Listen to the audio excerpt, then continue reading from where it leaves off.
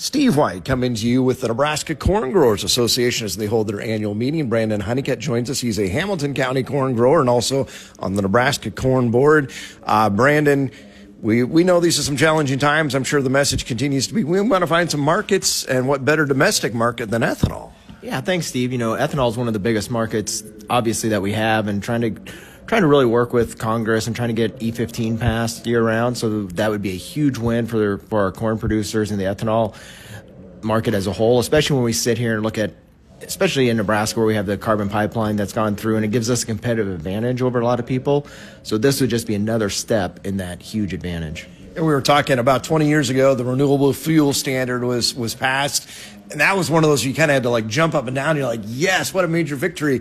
To get E15, it almost seems like it's inevitable it'll happen at some point. I think it's going to be more of a sense of relief when it finally does. You know, I think you're exactly right. I remember when RFS1 passed, and, you know, from a national perspective, I just kind of remember almost a celebratory action that took place at national. This has been so long coming that it's going to be just that relief of, all right, we finally got it passed.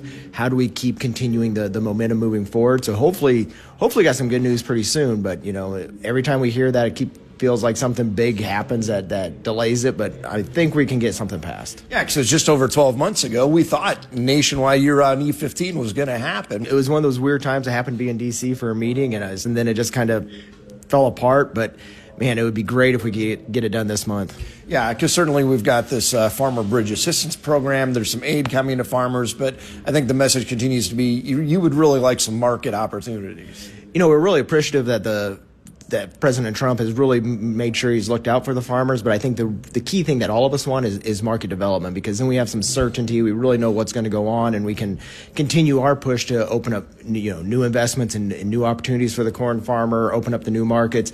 This would just be that catalyst to move that forward. You certainly work with the Nebraska Corn Board through the checkoff, and those dollars continue to be really important to do the research and development to help create those market opportunities. You're able to collectively put everybody's pennies together and do some good with it. You know, that's been the important thing with the checkoff is that, we do have that 1 cent checkoff per bushel, and our goal is to invest that in the ways that'll be advantageous to the farmers in the future.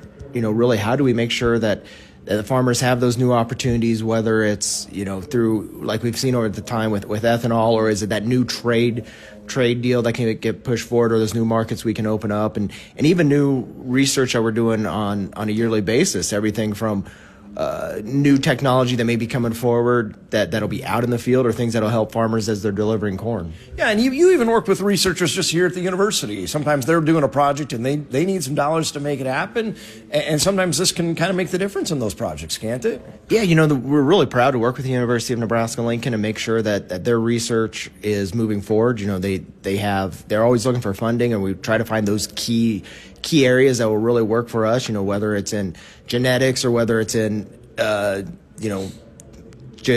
ethanol production, whatever it might be. Those are very important dollars for us to invest. Yeah. So you're certainly involved at the state level, but then tell folks what's your role nationally then?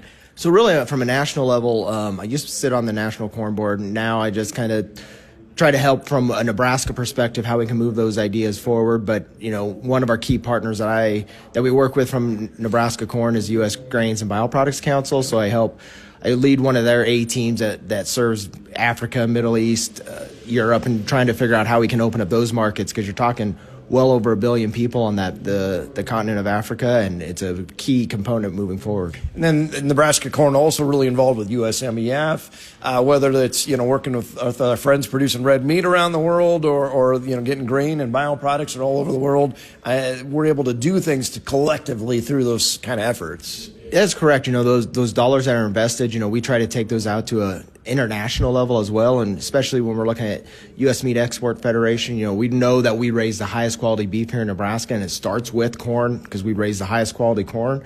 So when we feed that to the livestock industry, we're able to promote that worldwide, and people really like the taste and the texture of the beef and pork that comes out of Nebraska.